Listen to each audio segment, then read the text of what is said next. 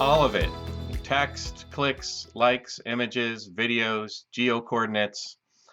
However, I wouldn't focus on language if I didn't think it was very powerful, likely the most useful. Language is our primary form of communication, our natural form of expressing who we are. And within the last 10 years, for the first time in human history, a large portion of our everyday communication is being digitally recorded. We have this concept in artificial intelligence called information content. It dates back essentially to the creation of the modern computer and the bit. It's basically a way to operationalize the question, how many bits, how much data is necessary to represent a particular piece of information?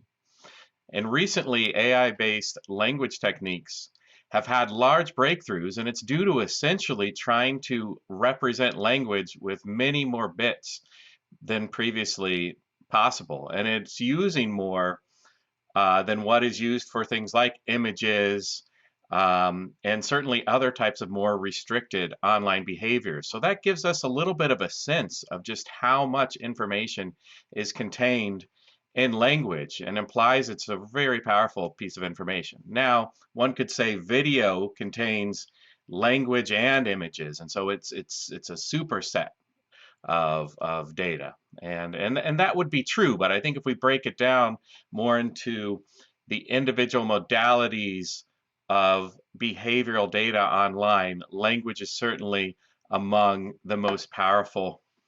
It seems to contain the most information for a single modality on who we are psychologically. So generally speaking, we see Signal in pretty much any type of digital footprint that we have looked at so far, whether that's your Facebook likes, tweets, Instagram pictures, credit card spending, or smartphone sensing data. Now, a potentially interesting distinction here is that of identity claims and behavioral residue. Identity claims are all the explicit signals that we send about ourselves, while behavioral residue are the subtle traces that we inadvertently leave without much conscious thinking. Think about Facebook likes versus GPS signals, for example. And these two categories are interesting because they hold their unique advantages and disadvantages when it comes to the prediction of psychological traits.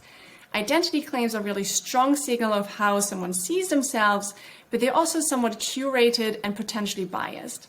Behavioral residue, on the other hand, are likely to be more authentic and less biased, but they also hold much less signal and therefore are much more noisy. So ideally, you could combine the two of them.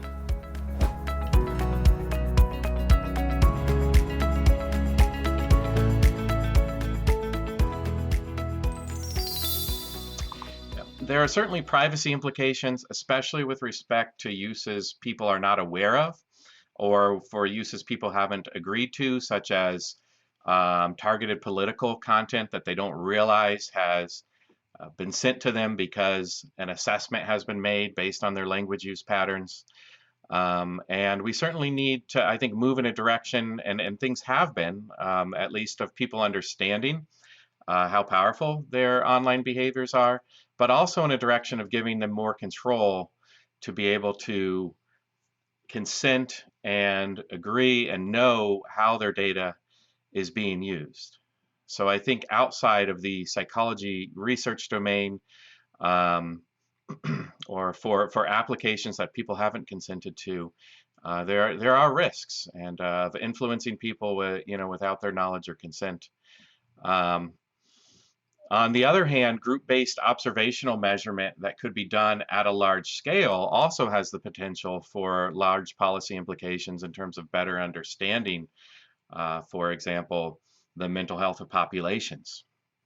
And so we have kind of there's policy implications, I think, both on the privacy side, but then I also think this technology opens up the doors to better understand the well-being of populations and to better assess how policy affects not just the economic gains of an area, but also the psychological well-being of populations.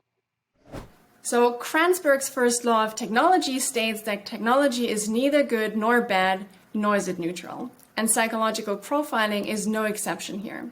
It's a tool that can be used in many wonderful ways, but it's also a tool that can be used to expose people's weaknesses and then act upon them, as we have seen in the case of Cambridge Analytica, for example. And the main risk that comes from the automation of psychological assessment is the scale at which this can be done, and the fact that you can easily do it without people's consent or even awareness. In just a few clicks, you can now profile millions of people without them ever knowing that you just snooped around in their most personal and intimate traits. And that's scary. So if we want to make sure that we can read the good sides of psychological profiling, then we need regulation and we need technology to keep the bad sides in check. And that will require action from policymakers, from business leaders, but also from all of us who have to make our voices heard and show them that we care about our privacy.